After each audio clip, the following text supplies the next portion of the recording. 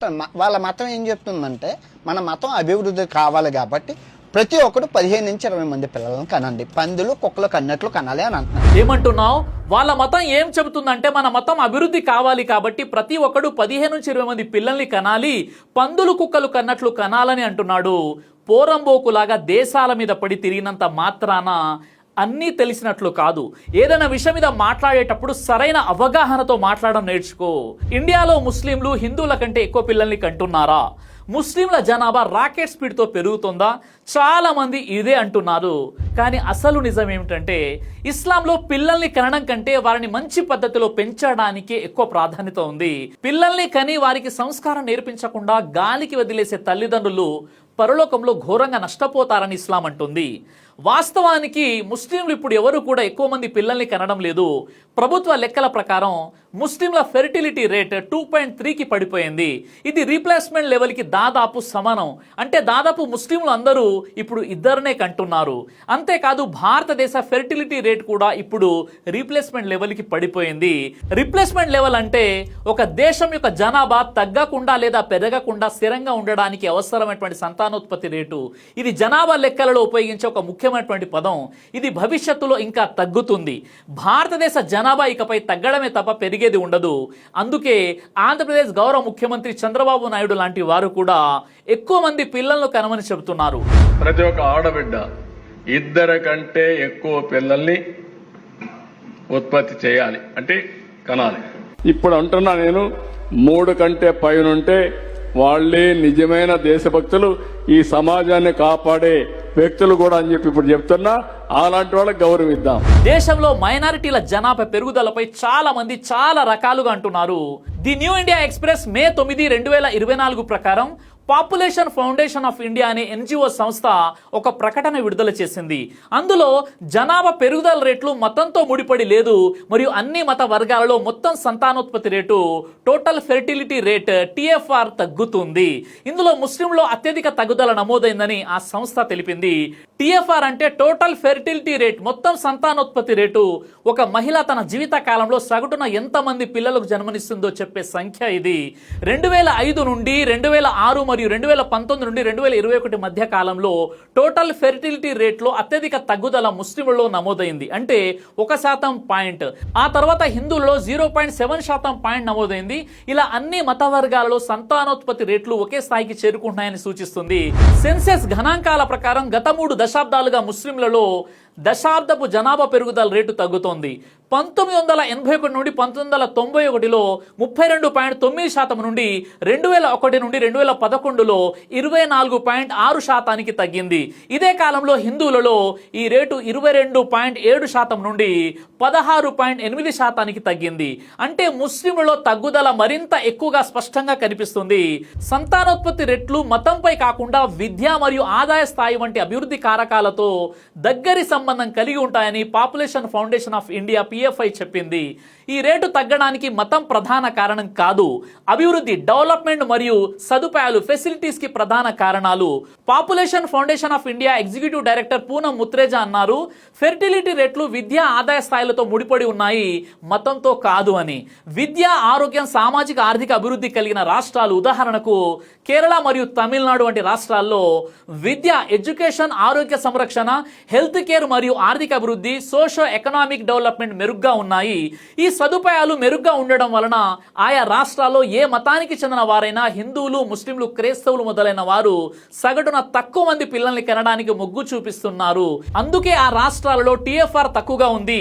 ఇలా కేరళ రాష్ట్రంలో ఉన్న ఒక ముస్లిం మహిళ పిల్లలను కనే సంఖ్య TFR అనేది బీహార్ రాష్ట్రంలో ఉన్న ఒక హిందూ మహిళ పిల్లలను కనే సంఖ్య కంటే తక్కువగా ఉంది.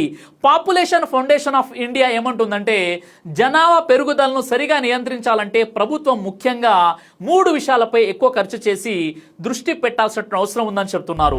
జనాభా పెరుగుదలను సమర్థవంతంగా నిర్వహించడానికి విద్య, ఆర్థిక అభివృద్ధి మరియు ఆడవారికి మగవారితో సమానంగా హక్కులు, అవకాశాలు ఉండాలని, ఈ 3ంటిని చేస్తే జనాభా దానంతటదే అదుపులోకి వస్తుందని పిఎఫ్ఐ అంటుంది. అంతేకాకుండా జనాభా లెక్కల గురించి వచ్చే వార్తలను చూపించి ప్రజల్లో భయాన్ని లేదా వర్గాల మధ్య గొడవలను సృష్టించవద్దని మీడియాను పిఎఫ్ఐ కోరింది. ఒక వ్యక్తి ఏ మతానికి చెందిన వారైనా సరే వారు విద్య, మంచి ఆరోగ్యం మరియు మెరుగైన జీవన ప్రమాణాలు ఉన్న ప్రాంతంలో నివసిస్తే వారి సంతానోత్పత్తి రేటు TFR ఆటోమేటిక్గా తగ్గుతుంది. కాబట్టి జనాభా పెరుగుదలను నియంత్రించాలంటే మతాన్ని లక్ష్యంగా చేసుకోవడం కంటే ప్రజలందరికీ విద్య, ఆరోగ్యం మరియు ఆర్థిక అవకాశాలను పెంపొందించేలా చేయాలని చెప్పారు.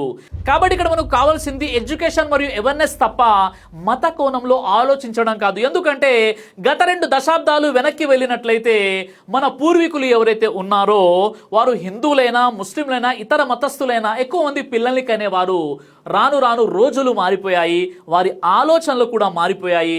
మనుషులు ఎప్పుడైతే ఎడ్యుకేషన్ వచ్చిందో మనిషి ఇప్పుడు ఆలోచిస్తున్నాడు, అంతే తప్ప ముస్లింలు అంటే ఎక్కువ మంది పిల్లల్ని కని వారి జనాభాని పెంచుకోవాలని ఇలా పందుల్ని, కుక్కల్ని కన్నట్లు కంటున్నారని చెప్పడం ఎంత మూర్ఖత్వం, ఎంత దౌర్భాగ్యం, ఎంత దుర్మార్గం అంటే నిజంగా ముస్లిం దేశాలలో కూడా ఈ ఫెర్టిలిటీ రేట్ మనం చూసినట్లయితే టర్కీ 99% ముస్లింలు ఫెర్టిలిటీ రేట్, సంతానోత్పత్తి రేటు సుమారు 1.48గా ఉంది. మలేషియా మొత్తం సంతానోత్పత్తి రేటు 2024లో సుమారు 1.6 నుండి 1.91 మధ్య ఉంది. అలాగే ఇండోనేషియా మొత్తం సంతానోత్పత్తి రేటు 2024లో సుమారు 2.0 నుండి 2.1 మధ్య ఉంది.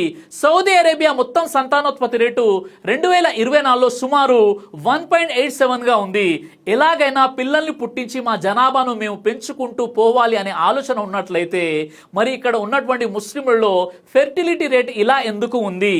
ఎన్నో ముస్లిం దేశాలను సందర్శిస్తున్న అన్వేష్కి ఇక్కడ ముస్లింల ఫెర్టిలిటీ రేట్ తెలియదా? కేవలం వ్యూస్ కోసం ఒక మతంపై బురద జల్లుకుంటూ తిరిగితే సరిపోతుందా? ఈ మధ్య కాలంలో మనం చూస్తున్నాం ఇస్లాంపై, ముఖ్యంగా ముస్లింలపై ఎవరు ఎంత వ్యతిరేకంగా మాట్లాడతారో వారికి అన్ని ఎక్కువగా వ్యూస్ వస్తున్నాయి. వారు అంతే తొందరగా ఫేమస్ కూడా అవుతున్నారు. ముస్లింలను విమర్శించిన మరికొందరైతే ఏకంగా పదవుల్లో కూడా కనిపిస్తున్నారు. విపరీత బుద్ధి వినాశకాలే అన్న విషయం ఇక్కడ మనం అర్థం చేసుకోవాలి. ఈ ప్రపంచ యాత్రికుడు ఇప్పుడు ప్రతి వీడియోను ముస్లింలను లక్ష్యంగా చేసుకుని అసత్యాలు ప్రచారం చేస్తూ విద్వేష వాతావరణాన్ని సృష్టిస్తున్నాడు. ఇదివరకు అతను ఎన్నో ముస్లిం దేశాలు సందర్శించాడు, అక్కడెక్కడ కూడా అతనికి ఎలాంటి ఇబ్బంది రాలేదు. ఈ విషయాన్ని తానే గత వీడియోలో స్పష్టంగా చెప్పాడు. ఆయా దేశాల గురించి, ఇస్లాం గురించి, ముస్లింల గురించి మంచి మాటలే మాట్లాడేవాడు, కానీ ఈ మధ్య ఇలా తయారయ్యాడు. ఆ దేశాల ప్రజలు కూడా అతన్ని గౌరవంగా ఆదరించేవారు, కానీ ఇప్పుడు అకస్మాత్తుగా అతను తన వైఖరిని పూర్తిగా మార్చుకున్నాడు. ఇప్పుడు మత విద్వేషం పెంచే విధంగా, ముస్లింలపై అసత్య ఆరోపణలు చేసే విధంగా మాట్లాడుతున్నాడు. ఎందుకో తెలుసా? ప్రపంచ దేశాలన్నీ తిరిగేసి ఇక తిరగడానికి దేశాలు మిగిలి లేవేమో, లేదా అతని వీడియో చూసి చూసి ప్రజలు బోర్ అయిపోయారు కాబట్టి. ఇక ఈ మధ్య కాలంలో ఇస్లాంపై, ముస్లింలపై విమర్శలు చేసేవారు చాలా ఫేమస్ అయిపోతున్నారు. అదే మార్గాన్ని ఎంచుకున్నాడు అన్వేష్ కూడా. ఒక విషయం గుర్తుపెట్టుకోండి, స్వామి వివేకానంద గారు చెప్పారు, ఈ భారతదేశానికి హిందూ ముస్లింలు 2 కళ్ళ లాంటి వారు, వీరు కలిసి ఉంటేనే భారతదేశం అభివృద్ధి చెందుతుంది అని. ప్రతి మతంలో కూడా మంచి వాళ్ళు, దుర్మార్గులు ఉంటారు. మనం చెడు ఎవరు చేసినా వారిని నిస్వార్థంగా ఖండించాలి, అలాగే మంచి ఎవరు చేసినా వారిని మనం నిస్వార్థంగా అభినందించాలి. అదే మన భారతీయత. జై హింద్. దైవ ప్రవక్త ముహమ్మద్ సల్లల్లాహు అలైహి వసల్లం వారు తెలియజేశారు, కడుపుకు సంబంధించినటువంటి అన్ని రకాల వ్యాధులకు అద్భుతమైనటువంటి ఔషధం తల్బీనా. ఇది దైవ ప్రవక్త వారి సున్నత్. మంచి ఆహారం, ఇమ్యూనిటీ బూస్టర్, ఇందులో షిఫా ఉంది. ఇది మంచి ఔషధంగా కూడా పనిచేస్తుంది. కాబట్టి పిల్లలు అయినా, పెద్దలు అయినా ఎవరైనా దీనిని ఉపయోగించవచ్చు. అలాగే ఖురాన్లో దైవం తెలియజేశాడు, తేనెలో మీకు స్వస్థత ఉంది అని. కాబట్టి స్వచ్ఛమైనటువంటి ఫారెస్ట్ హనీ కోసం మీరు సంప్రదించండి.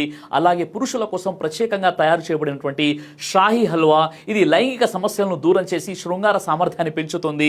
మీ దాంపత్య జీవితంలో మంచి అనుభూతినిస్తుంది. ఇందులో ఎలాంటి సైడ్ ఎఫెక్ట్స్ లేవు. ఇది కంప్లీట్ గా హెర్బల్ ప్రొడక్ట్స్ తో తయారు చేయబడినటువంటిది.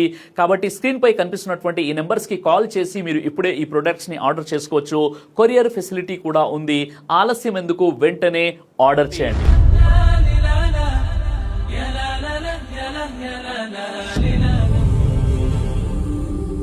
బ్రదర్ సిరాజ్ అని యూట్యూబ్ ఛానల్ని మీరు సబ్స్క్రైబ్ చేసినట్లయితే ఇన్షాల్లా దేవచిత్తం అయితే మీకు వీడియోస్ వస్తుంటాయి. అదేవిధంగా బ్రదర్ సిరాజ్ అనేటటువంటి ఫేస్బుక్ని కూడా లైక్ చేయడం వల్ల మీకు వీడియోస్ వస్తుంటాయి.